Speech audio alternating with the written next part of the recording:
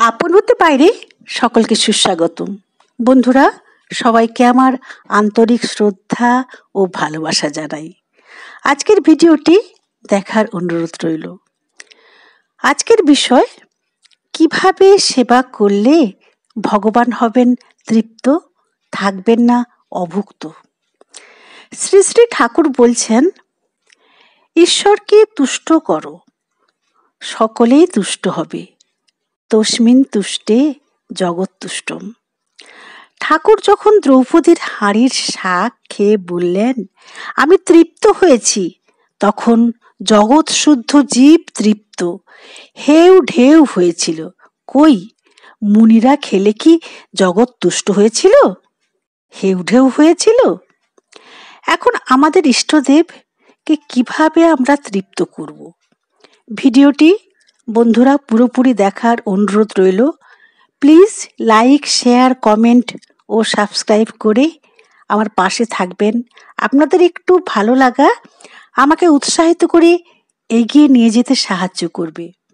বন্ধুদের শেয়ার করে দেবেন, তারাও যাতে উৎসাহিত হয়। বাস্তব জগতে আমরা আমাদের গৃহ সংসারে প্রিয়জন কি খেতে ভালোবাসেন, কি সে তার পেট ও মন ভরবে, আমরা তাতে যত্নবান হই, সতর্ক থাকি, ভাবি ঠিক মতো খেতে দেওয়া হলো তো, তিনি তৃপ্ত করে খেয়েছেন তো। তার প্রিয় খাবারগুলো সাবধানে তার মুখের কাছে তুলে ধরি, তাতে আমরাও পরিতৃপ্ত হই, মনে হয় আমাদের খাওয়া হয়ে গেল। শ্রীমা তাই বলছেন, ঠাকুর তিনি তো তোমাদের আপন জন গো মা। ঠাকুর বলছেন, স্বামী স্ত্রী পুত্র পরিবারের জন্য যতটা অস্থির হই, ঠাকুরের জন্য কি ততটা অস্থির হই? তাদের জন্য ঘটি ঘটি চোখের জল ফেলি, আর ঈশ্বরের জন্য তাকে আপনার জন কতটা ভাবি। অন্তঃপ্রকৃতি যেখানে হৃদয় সিংহাসনে ঠাকুর বসে আছেন, তারই প্রতিবিম্ব হলো বহিঃপ্রকৃতি, এই জগৎ সংসার। সেই হৃদয় দেবতাকে তুষ্ট করতে চেষ্টা করতে হবে। কি খেতে ভালোবাসেন, কিসে তার তৃপ্তি হয়। তিনি আমাদের যেই ইষ্ট দেব বা দেবী হন না কেন, জগতের মালিক তো এক। ঠাকুর নিজের সাধন ব্যাপারেও যেমন ছিলেন, খাওয়ার ব্যাপারেও একঘেয়েমি পছন্দ করতেন না। বলতেন, আমি মাছ সব রকম খেতে ভালোবাসি, মাছ ভাজা, হলুদ দিয়ে মাছ, অম্বলে মাছ, বাটি চচ্চড়ি, মুড়ি ঘন্ট তো আছি, কালিয়া পোলাওতেও আছি। ঠাকুর মোরলা মাছের টক খেতে ভালোবাসতেন। একদিন অসময়ে ঠাকুর জয়রামবাটিতে মাছ রাতে খেতে চাইলে শেষে মা একটা মোরলা মাছের কাই সহ পান্তা ভাত এনে দিলেন। দুপুর রাতে তাই খেয়ে শান্ত হন ঠাকুর। 5 ফোড়ন দেওয়া ডালের জন্য কামারপুকুর এসেছিলেন দক্ষিণেশ্বর থেকে।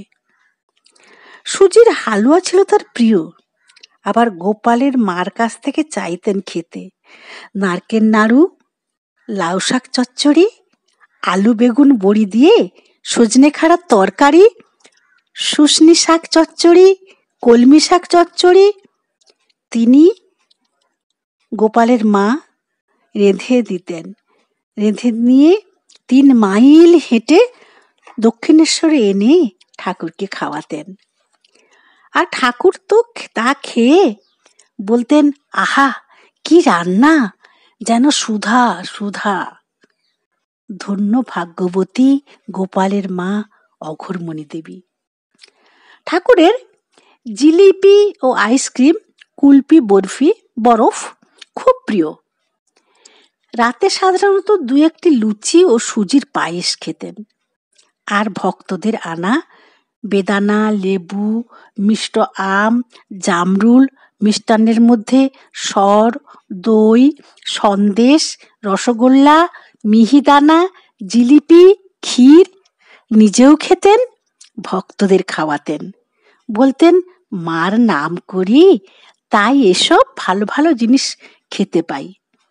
খিচুড়ি খাবার ইচ্ছাও তার ছিল বিরাট নতুন ব্যাপার এক। শেষে মুখশুদ্ধি মশলা, সুপারি, জোয়ান, মৌরি, এলাচ, কাবাব চিনি, লবঙ্গ ইত্যাদি বটুয়াতে রাখতেন, তাই খেতেন, মুখে দিতেন। পান ও তামাক খেতেন। তার সেবা পূজার জন্য ফুল, চন্দন, আরতি, ভোগ রান্না, নৈবেদ্য, ফলমূল যাবতীয় উপাচার দিয়ে প্রস্তুত করি। সাজাবো যতনে কুসুম রতনে। জানা যায় তার প্রিয় ফুল চাঁপা। নাগেশ্বর চাঁপা ছিল তার খুব প্রিয়। সবসময় না পাওয়া গেলে করার তো কিছু নেই, রঙ্গন ও জুঁই ফুলের গোড়ের মালা শ্রীমা গেঁথেছিলেন মা ভবতারিণীকে পরানোর জন্য, সুতরাং সেটাও তিনি পছন্দ করতেন। এবার সাবধান সতর্ক হতে হবে। মা বলতেন সেবা অপরাধ না হয় সেদিকে লক্ষ্য রাখা চাই। একবার শ্রীমা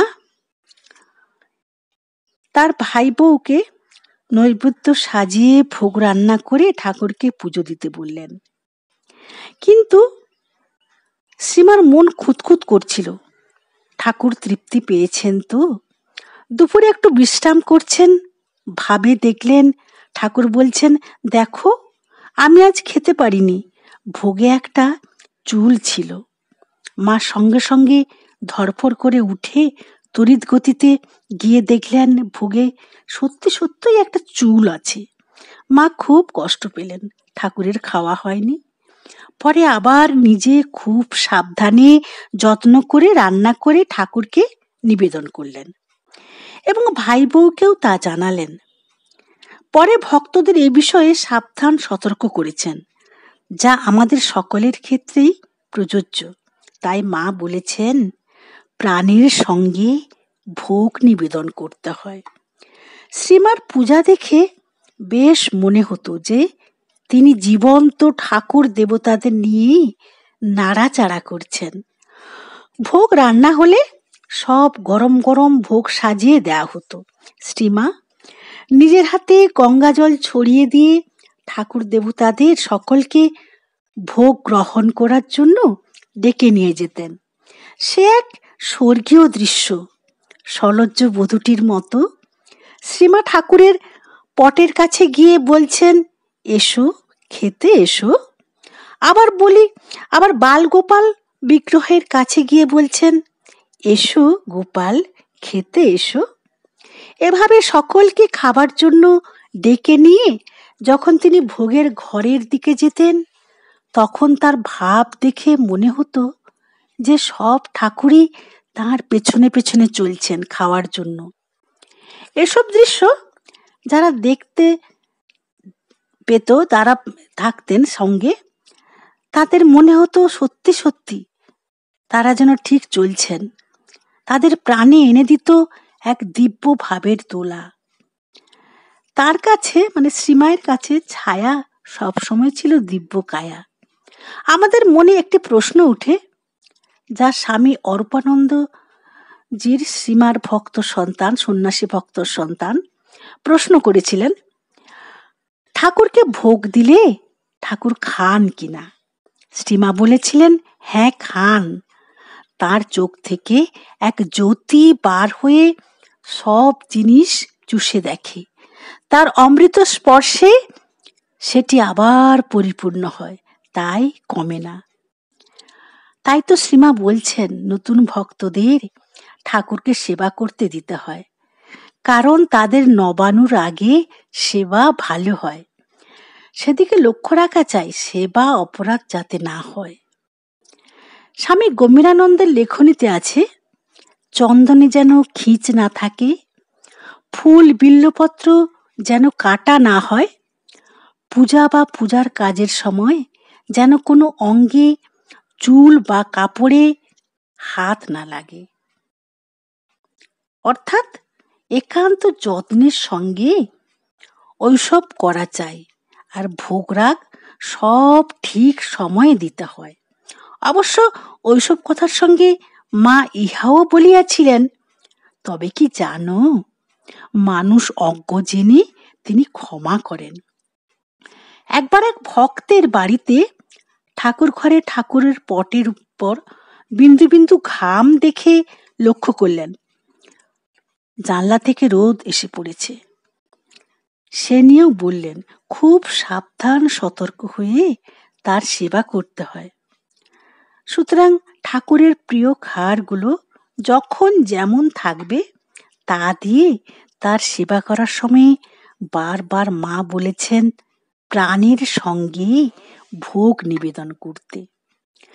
স্বামী অভেদানন্দের স্মৃতিকথায় একদা শ্রীরামকৃষ্ণদেব লাটু গোলাপমা কলকাতায় দুর্গাচরণ ডাক্তারের নিকট যান, সঙ্গে আমাকেও কৃপা করিয়া লইয়াছিলেন।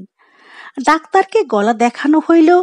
তাহার পর আহেরিটোলার ঘাট হইতে নৌকা যোগে সকলে দক্ষিণেশ্বর ফিরিতে লাগিলাম। সেই দিন প্রাতে বাহির হইয়াছিলাম। বেলা তখন প্রায় 2:30 প্রহর হইয়াছে। কাহারও কিছু খাওয়া হয় নাই।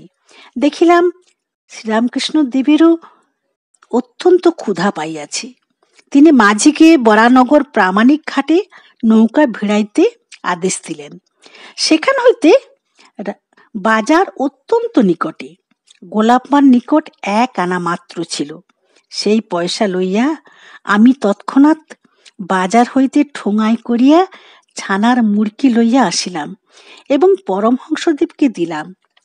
তিনি ছানার মুড়কি সমস্তগুলি পরমানন্দে আহার করিয়া পাতার ঠোঙা গঙ্গায় ফেলিয়া দিলেন এবং হাত ধুইয়া অঞ্জলি অঞ্জলি গঙ্গা জল পান করিয়া ঢেকুর তুলিলেন। এদিকে আমরা ক্ষুধায় অত্যন্ত কাতর হইয়াছিলাম। পরমহংসদেবও তাহা জানিতেন, কিন্তু তিনি ওই ছানার মুড়কির কিছু আমাদের কাহাকেও না দিয়া নিজেই ভক্ষণ করিয়াছিলেন। কিন্তু আশ্চর্যের বিষয় যে পরমহংসদেব ঢেকুর তুলিবা মাত্র আমাদের সমস্ত ক্ষুধা নিবৃত্ত হইল। আমরা পরস্পরের দিকে মুখের দিকে তখন নীরবে তাকাইতে লাগিলাম। ইহা দেখিয়া রামকৃষ্ণদেব হাসিতে লাগিলেন এবং আমাদের সাহস আমাদের সঙ্গে বালকের ন্যায় ঠাট্টা তামাশা করিতে লাগিলেন।